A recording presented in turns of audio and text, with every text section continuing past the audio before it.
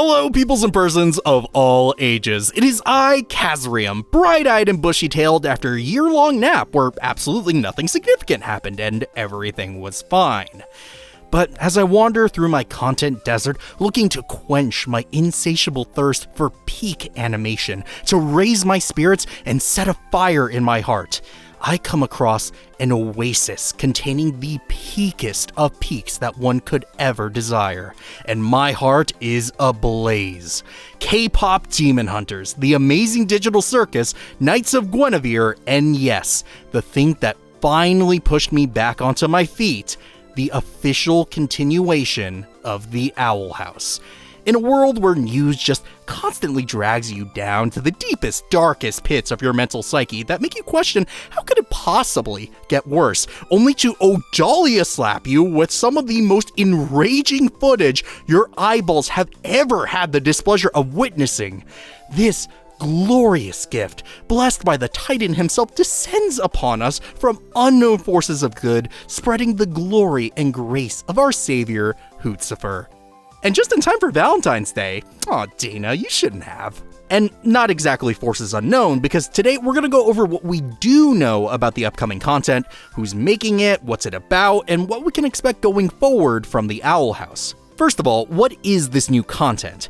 This is the Long-Live King, a new manga-style graphic novel written by series creator Dana Terrace and staff writer of seasons 2 and 3 of The Owl House, Miki Crisostomo. The book is illustrated by Don Hahn, who's credited as a freelance storyboard artist from seasons 2 and 3, and worked on episodes like Yesterday's Lie, Reaching Out, Watching and Dreaming, and more.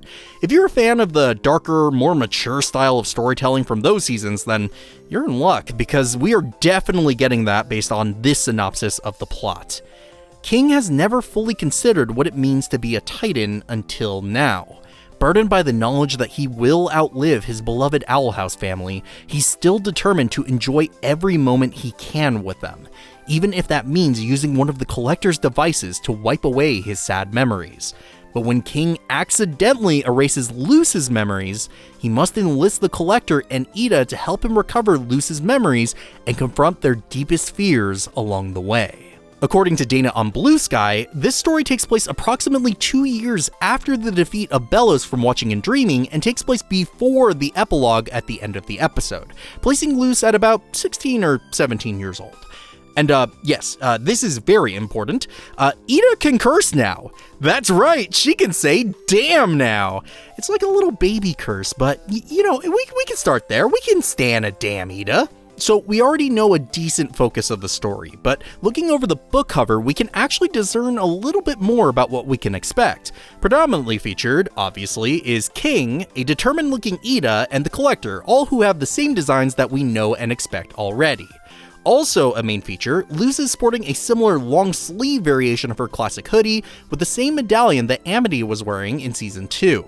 We also see Hunter, Willow, and Gus on the cover, though they feature much less prominently than the others, so I believe that they're going to have very minor roles in this book, so if you're hoping to get a good amount of page time with those three, unfortunately, I think you may be a bit disappointed, but I'd love to be wrong about that. And of course, we see Papa Titan looming large over the rest of the cast to reflect the massive mental anguish on King that comes with Titanhood. And yep, that's it. There is nothing more to talk about on this cover.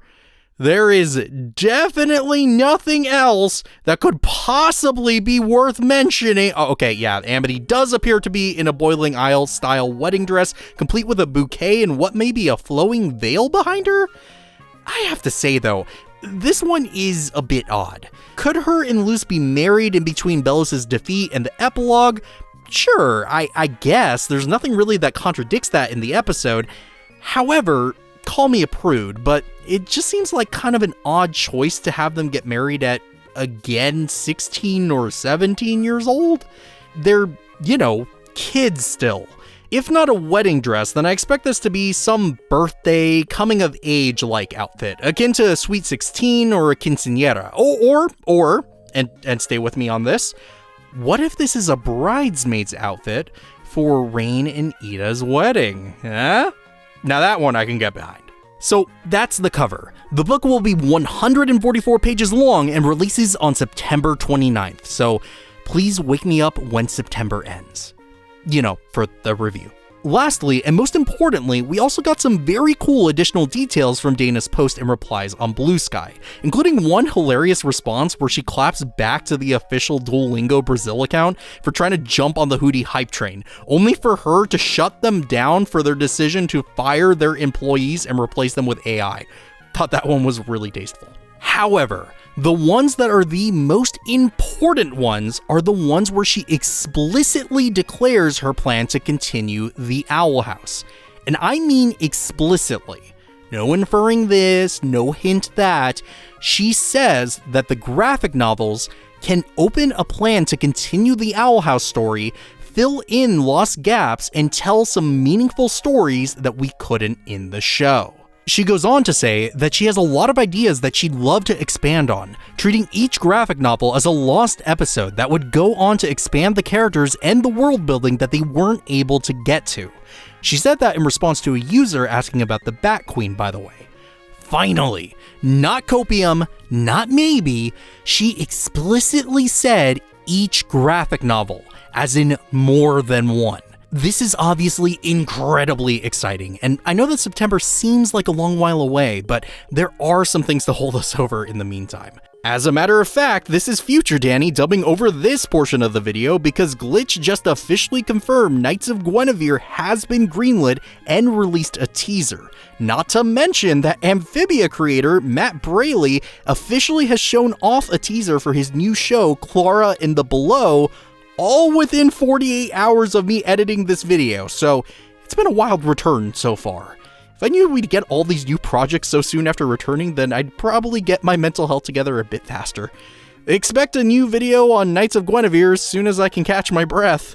Take it away, Past Danny. The Amazing Digital Circus is having a release, and personally, I'm making a few Owl House focus videos over the next few months. Funny enough, I was actually in the middle of editing one, expecting it to be my next video, only for this sweet potato to drop into my lap. So make sure you subscribe so you don't miss that, because as far as extra Owl House content goes, I think you're gonna like my next video. I also have a Knights of Guinevere video essay theory thing that I think you'll find pretty interesting, and I'm really excited about that one, so stay tuned for that too. Congratulations to all of you who waited for this day. They doubted it would come, but we held true, we held strong, we ignored about every red flag indicating that this show had absolutely no chance at a continuation. In all seriousness though, we have a lot of good stuff coming, and I have to say that truly I've missed this, and it's good to be back. Anyway, I've been Danny K, and it is so nice to once again say, remember to do something nice for yourself today. I'll see you all on the Hex side.